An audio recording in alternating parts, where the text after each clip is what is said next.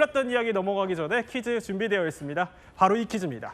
1990년대 초에 검거됐던 간첩이죠. 무함마드 깐수는 땡땡땡까지 아랍어로 했다. 그러니까 무함마드 깐수가 어떤 아랍어로 했다고 하는데요. 자, 이 퀴즈 정답 잠시 뒤에 저희가 전문가들과 함께 풀어드리도록 하겠습니다. 지식충전 지금 시작합니다.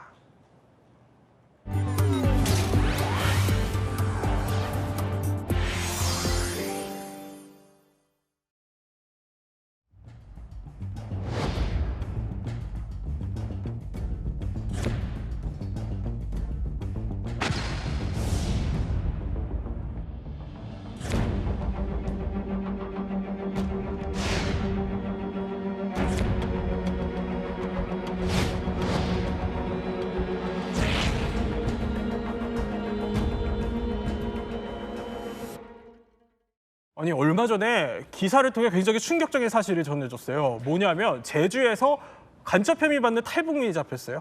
네, 그렇습니다. 우선 검찰의 공소장을 기반으로 해서 말씀을 드리겠습니다. 네. 사건의 주인공 A씨는 함경북도 온성군 출신입니다. 탈북민이고요.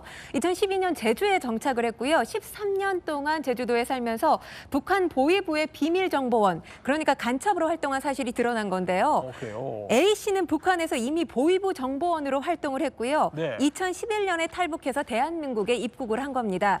그런데 2015년 다시 보위부 지령을 받고 간첩 활동을 시작합니다. 탈북민들의 동향을 북한에 보고하기도 했고요. 군사시설과 같은 다양한 정보를 북한에 넘긴 것으로 지금 파악되고 그래요? 있는데요. 네. A씨, 현재 국가보안법 위반 혐의로 지난 3월에 재판에 넘겨졌습니다. 충격적인 건 A씨가 간첩으로 의심하기에는 너무나 평범한 이웃 주민의 모습으로 살아왔다는 겁니다. 그러니까 우리 주변에 있는 이웃 주민과 별반 다를 게 없었다 이런 설명이신 거예요. 근데 이 A씨가 특이한 게 이영조 센터장. 네. 그러니까 북한으로부터 지령을 여러 가지를 받았었는데 그중에 미국의 항공모함의 정박 지점이 어디냐, 그리고 또 정찰기가 어떻게 움직이냐 이런 지시까지 받았어요? 그렇죠. 항공모함하고 정찰기 전폭기, 이른바 전략자산이라고 저희가 부르는데요. 네. 김정은 입장에서는 그 동향이 무엇보다도 관심이었을 겁니다. 네. 그런데 지난 10년간에 걸쳐서 이 선박에 드나드는 모습들, 또 관련한 레이더 동향이라든가 전폭기가 언제 뜨고 내리는지 이런 정보를 고스란히 북한에 전해왔으니까 북측 입장에서는 엄청나게 요긴한 정보라고 생각을 했겠죠. 특히 최근 들어서 중국 관광객으로 위장한 사람들이 들어와서 우리 안보 또 네. 군사시설을 정탐하는 일들이 벌어지고 있잖아요. 네. 이런 좀 우려스러운 상황에서 이번 건이 터지니까 너무 충격적이다 이렇게 생각을 하고 있습니다. 그런데 검찰 공소장을 보니까요, 이 A씨가 2004년에 불순 녹화물 청취 또 유포죄로, 그러니까 교화소에서, 북한에 있는 교화소에서 복역을 했었다고 해요. 그러니까 그 전까지는 사실 굉장히 평범한 주민이었는데, 그럼 그랬던 여성이 어떻게 갑자기 간첩이 된 겁니까? A씨가 한때 중국에서 이 한국 드라마, 영화 CD 같은 것들을 판매하다가 체포가 됩니다. 네. 그러면서 2년 동안 전거리 교화소라는 곳에서 복역을 하게 됐는데요. 만기 출소 후에 집으로 찾아왔더니 이 A씨를 기다렸던 사람, 바로 A씨를 체포했던 보위부 요원 A씨였던 겁니다. 이 A씨는 고생이 많았다면서 갑자기 20만 원을 이 탈북민 여성에게 건넸고요. 두 사람이 내연 관계로 발전을 하게 됩니다. 네. 보위부 정보원 생활이 시작된 계기가 됐는데요. 그때부터 이 탈북민 A씨에게 무리한 정보 입수를 요구하게 됐고요. 수시로 A씨에게 간첩 혐의를 씌우면서 수사하기도 했고 또 시험을 했다고 합니다. 결국 탈북을 이런 일들로 결심하게 됐고요. 네. 2011년 8월에 국경을 넘어서면서 중국, 라오스, 태국을 거쳐서 그해 10월에 대한민국으로 기순하게 됐습니다. 그러니까 자신을 체포했던 그 보위부 요원이 그러니까 위로금 20만 원을 건네주면서 접근을 하면서 그 일을 시작하게 됐다 이 얘기예요. 그러면은 지금 실제로 또 북한 특수부대원 출신의 저희 안혜경 씨 특별하게 모셨습니다. 그러니까 북한군 내부 사정을 누구보다 더 잘 아실 텐데 그럼 이거를 의도적일 가능성은 없다 이렇게 봐야 될까요? 어떻게 봐야 돼요? 아니요, 의도적으로 접근을 했죠. 네. 그 당시 북한 돈 20만 원이면 사실 이분이 보니까 신분이 농민이에요. 농민과 노동계급의 차이는 엄청난데 그 농민의 상황에서 20만 원은 엄청난 큰 액수이기 때문에 집도 네. 살 수 있는 돈이거든요. 거기에 넘어갈 수 있고 또 보위부가 시키는데 이걸 안 하겠다 할 수는 없습니다. 그냥 그 자리에서 잡혀갈 수 있으니까 그래요? 그게 할 수밖에 없었던 상황이죠. 사실상 강제 다름 그렇죠. 없는 거예요. 예. 그런데 이거는 어떻게 보면 간첩 포섭의 시작이었다고 해요. 그러니까 모두가 그런데요. 이런 일도 있었습니다. 지켜보는 가운데서 탈북민 간첩 이 A 씨가 비밀 정보 소조원 서약서 이런 걸 썼다고 해요. 자, 이 서약서 한번 읽어봐 주세요. 이게 무슨 내용입니까? 네, 뭐 김정일 동지를 수반으로 하는 혁명의 예. 수뇌부를 목숨 바쳐 지키는 길에서 모든 비밀을 지키겠다라는 거. 오. 근데 이거는 이분뿐만 아니라 네. 저도 특수부대를 나왔는데 일반 법영은 이걸 안 하거든요. 근데 네. 저희 같은 경우에는 전역할 때 그해 전역하는 사람들을 여단 지휘부에 다 모여가지고 그 제대군인 강습이 있습니다. 1박 2일 동안. 그래서 네. 마지막으로 하는 게 서약서를 쓰고 나옵니다. 마지막에 네. 서약서를 어떤 식으로 그러니까 씁니까? 그동안에 내가 군사 훈련을 했던 거랑 내가 했던 모든 행위를 절대로 비밀 누설 안 한다라는 서약서를 하고 나옵니다.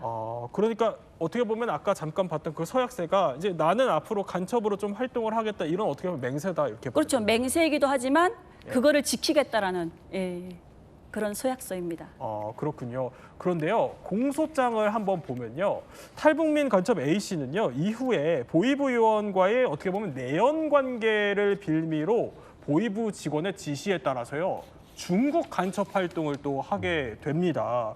근데 이때 일종의 뭐 미인계라고 해야 될까요? 그런 걸 좀 써라 이런 지시를 받기도 했다는 내용들도 있어요. 그렇죠. 정보 입수를 위한 방법이라고 보여지는데요. 이 탈북민 간첩 A 씨가 보이부로부터 중국 국가안정정보부 주요 직책에 있던 사람의 자료를 요구받았는데 네. 그 인사의 휴대전화 안에 있는 내부 전화번호를 입수하고 사적인 관계를 맺어라 이런 지시를 받았다고 전해집니다. 그래요? 예. 일단 이 A 씨 북한 지시에 따라서 접촉을 하기는 했다고 해요. 그리고 이 과거 도움을 받았고 내연 관계이다 보니까 배신할 수가 없어서 쪽지로 도청되고 있다. 이렇게 내용을 전달하고 그곳을 빠져나왔다고 전해집니다. 네, 이 북한 간첩의 미인계는요, 사실 2015년에 영국에서도요 어떻게 얘기를 했냐면요, 세계 최고 수준이다 이런 보도가 있었다고 네. 합니다. 그만큼 굉장히 치밀하고 또 대담한 것으로 알려져 있는데. 자, 한때 미인계로 떠들썩하게 했던 간첩이 있습니다. 그 간첩이 원정아 씨 얘기예요. 어떤 사람이었죠? 원정화 씨는 원래는 이제 북한에서 평범하게 살던 이런 사람인데요. 그 북한 공작원 그쪽에 이제 포섭이 돼가지고 네. 한국에 이제 입국을 하게 됩니다. 2001년인가 입국을 하는데 그 뒤에 이제 경찰관하고 결혼을 해요. 네. 그런 다음에 거주지가 수원이었는데 수원 지역에 보면 우리 군부대라든가 시설이 많지 않지 않습니까? 네.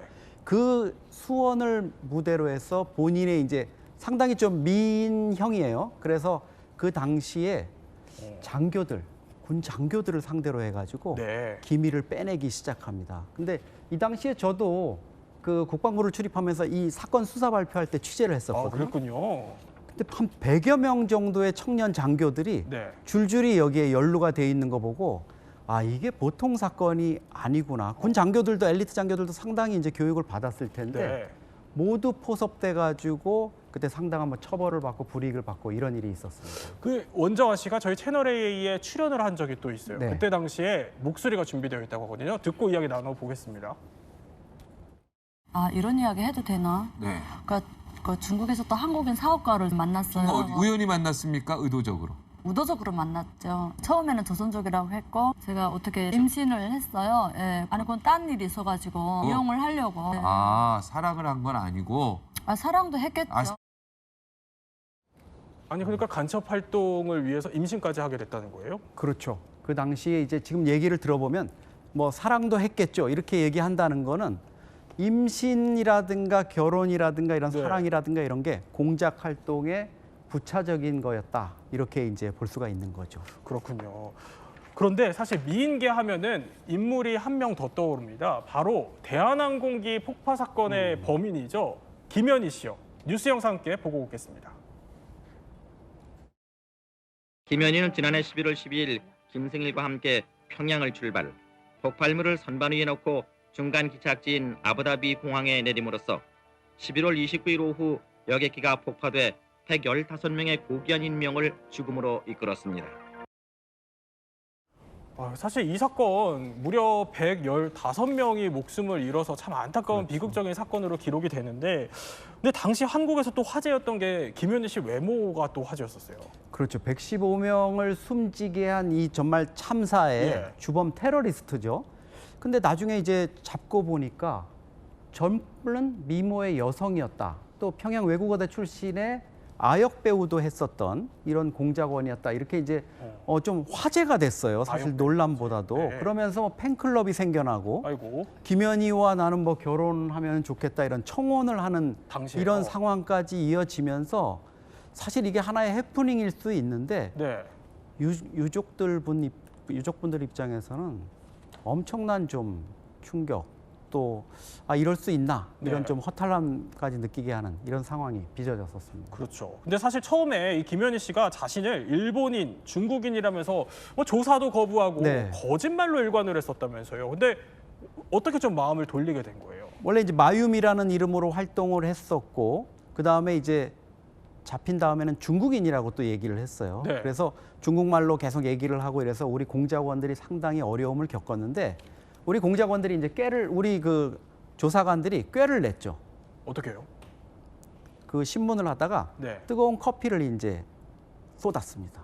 그러니까 어. 뜨거워 이러면서 네. 무심결에 이제 한국말을 한 거예요. 아, 예, 그래요? 그러면서 이제 입을 열게는 했는데 네. 한국 사람이라는 걸 알았지만은 진술은 계속 거부를 한 거예요. 그런데 이제 그 단계에서 이렇게 얘기를 합니다. 너가 지금 공작 활동이라든가 이런 걸 자백을 하지 않으면 네. 너희 가족, 북한에 있는 가족들이 증거를 인멸하기 위해서 북한 당국이 없앨 것이다. 근데 너가 당당하게 내가 북한으로부터 공작을 받았다고 이르면 네. 공작원으로 했다 그러면 북한이 오히려 북한 가족을 죽이지 않겠느냐, 죽이지 않을 것이다. 이렇게 얘기를 하니까 김연희가 이제 조금 고민을 하다가 네. 이제 눈물을 터뜨리면서 얘기를 했죠. 그게 이제 유명한 말을 남긴 게 언니 미안해 하고 이제 여성 그 조사관들한테 고백을 하고 그 다음부터 이제 자신의 소행을 고백을 하면서 이제 본색이 드러나게 됩니다. 아니 그런데 북한에서 그런데 저 김연희 사건 이후에 수많은 여성 난파 공작원들을 해임했었어요? 네, 이 사건 이후로 그러니까 일단 난파 공작되게 되면 그들에게 지급되는 그 독약 청산가리 암풀을 주는데 네. 그 당시 같이 들어왔던 그 김승현인가? 예. 김승일 그분 같은 경우에는 암풀을 깨가지고 자살을 했습니다. 청산가리 예, 암풀. 청산가리 예. 암풀을. 근데 이 청산가리 암풀을 그냥 깨물면 죽는 게 아니라 깨물어 가지고 흡입을 해야만이 죽는 예, 이렇게 구조가 되어 있는데 이 김연희 같은 경우에는 이거를 깨물고 삼키지 않다 보니까 네. 신분이 노출된 거예요. 그 신분 노출로 인해서 북한이라는 그 나라의 위신을 훼손시켰지 않습니까? 그래서 그 당시 그 난파 간첩을 하는데 여성들은 좀 불합리하다. 네. 생명을 마지막에 이렇게 쓸 때는 정말 그 생의 소중함을 좀 느낄 수 있는 그런 존재다라고 해서 그 사람들을 다 해임한 게 아니라 그 부대를 해산시켜가지고 네. 각 군단에 있는 전투 부대에 배속을 시켰습니다. 예, 그런 사건이 있었습니다. 당시 복무를 하고 계셨던데요? 네, 맞습니다. 이 김연희 씨 소식을 어떻게 좀 들었었어요? 북한은 절대로 자기들이 이렇게 인류에 미치는 이러한 것들을 했다라고 승인을 안 합니다. 북한 주민들에게 아예 공개를 모르고 계셨네요. 절대 몰랐습니다. 그랬군요. 나중에 남한에 오고 왔을 나서야 때 많이 놀랐습니다. 어떻게 인간이 저렇게 수십 명의 예. 목숨을 저렇게 앗아갈 수 있지. 북한 정권은 늘 자기들이 하는 말이 남조선이 오히려 우리의 인민들을 해한다라고 하거든요. 근데 이런 걸 딱 접했을 때 야 정말로 북한은 안 되겠구나라는 걸 느끼게 되죠.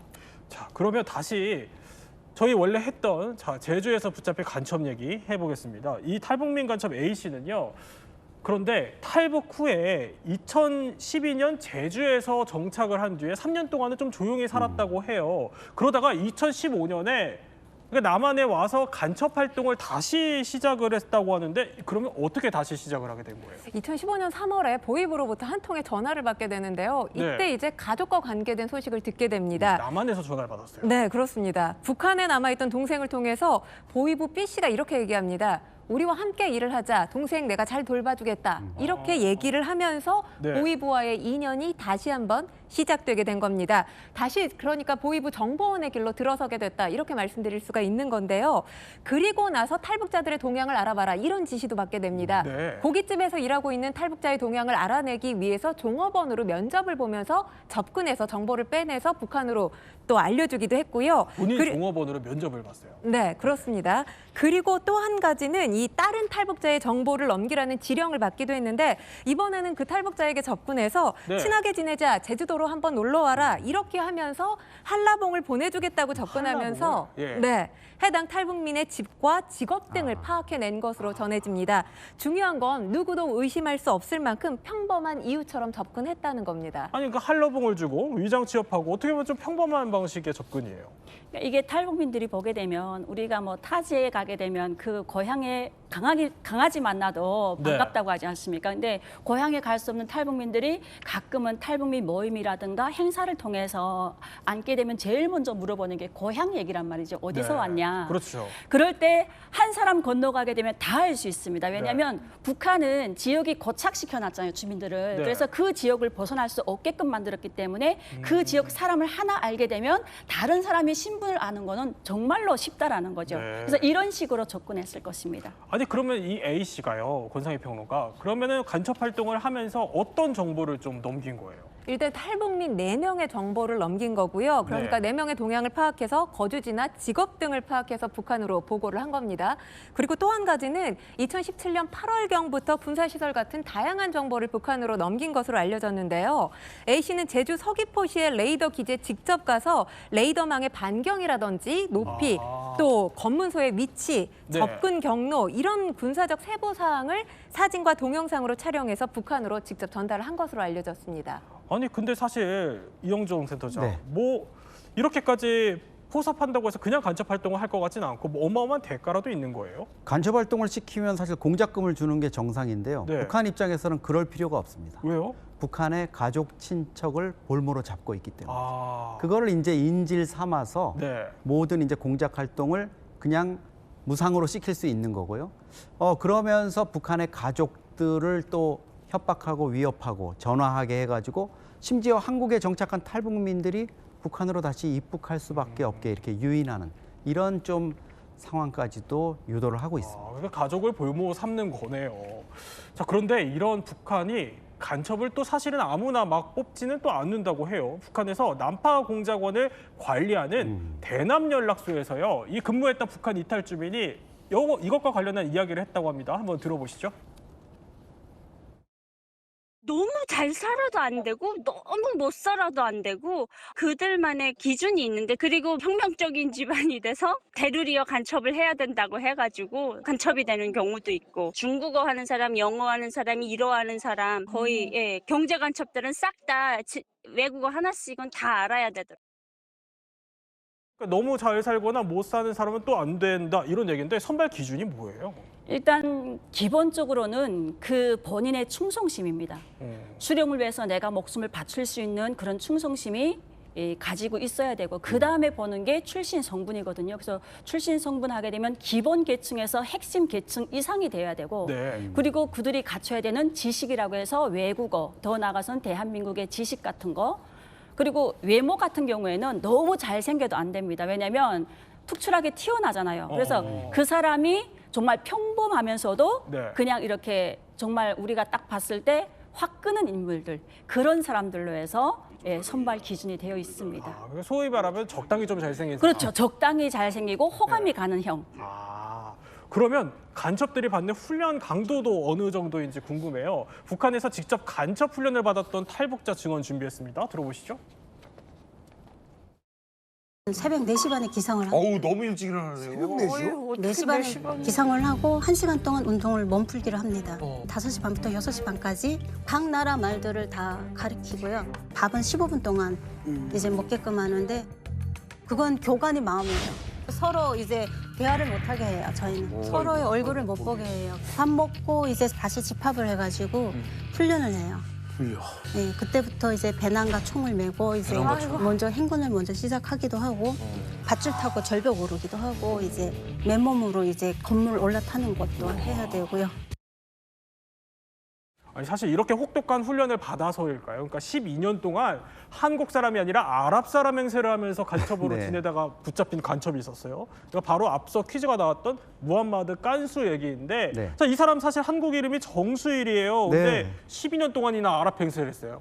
그러니까 1984년에 한국에 입국을 했는데요. 네. 이분 외모를 보시면 알겠지만 중동인 것 같아요. 그렇네요. 중동계 예. 필리핀인으로 위장을 해서 한국에 들어와 가지고 심지어 단국대에서 네. 교수로 활동을 하셨어요. 오. 그냥 위장해서 활동한 정도가 아니라 네. 이분이 문명사라든가 실크로드 관련한 이런 책을 쓰고 이런 것들이 상당히 그 학계에서 네. 주목을 받을 정도였습니다. 근데 이분이 이제 그 여러 상황에서 공작 활동을 하고 이러는 과정에서 네. 전혀 이게 노출이 되지 않았어요. 음. 외국어를 무려 12개나 구사할 정도로 머리가 좋았고요. 가족들이 있었는데 네. 심지어 잠을 자면서 잠꼬대도 아랍어로 했다고 합니다. 잠꼬대까지요. 이 정도로 철저하게 교육을 받았으니까 네. 잡히기가 어려웠겠죠. 아, 그럼 아까 그 퀴즈 정답 한번 볼까요? 그 네. 퀴즈가 그러면 이게 잠꼬대까지 아랍어로 했다. 맞습니다. 이 얘기군요. 근데 비운의 이 공작원이 깐수가 징역 12년을 받았지만 감형을 받고 출소를 했어요. 네, 그렇습니다. 국가보안법 위반 등의 혐의로 이 재판에 넘겨지면서 사형이 구형됐지만 1998년 징역 12년이 확정된 겁니다. 이후 전향했고요. 2000년 광복절 특사로 4년간의 복역 생활을 마치면서 2003년 사면 복권돼서 한국 국적을 얻었는데요. 네. 감형의 구체적인 사유, 이 공식 판결문에 명시돼 있지는 않습니다. 하지만 여러 보도와 증언에 따르면 재판 과정에서 말씀드렸다시피 전향 의사 밝혔고요. 실제로 전향을 한 겁니다. 그리고 위장 신분으로 결혼한 한국인 아내에 대한 미안함이 컸다고 합니다. 이 가족을 더 이상 고통스럽게 하고 싶지 않으려는 의지가 감형에 영향을 끼쳤을 거라는 분석이 나오고 있습니다. 우리가 이런 이유를 얘기를 하는 이유가 뭐 경각심을 갖자 이런 취지인데 그러면은 붙잡힌 그 A 씨는 현재 어떻게 지내고 있습니까? 지금 불구속 기소된 상태고요. 재판이 진행 중에 있습니다. 검찰이 다시 한번 재수사에 나설 전망이라고 알려지고 있습니다. 센터장님 이 사건 어떻게 좀 보셨어요? 네, 뭐 이 10년 동안 탈북민 간첩, 암약을 해온 이 부분 상당히 우리가 이제 경계를 해야 되는 부분인데 다만 많은 탈북민들 3만 4천 명이 지금 한국에 사시고 계시지 않습니까? 네. 이 일부의 이런 일탈 행위가 많은 탈북민들을 또 잘못된 시선으로 보는 이런 걸로 작용하지는 않았으면 좋겠습니다. 네, 세 분과 함께 몰랐던 이야기 북한 간첩에 대해서 한번 살펴봤습니다. 저희는 60초 후에 뵙겠습니다.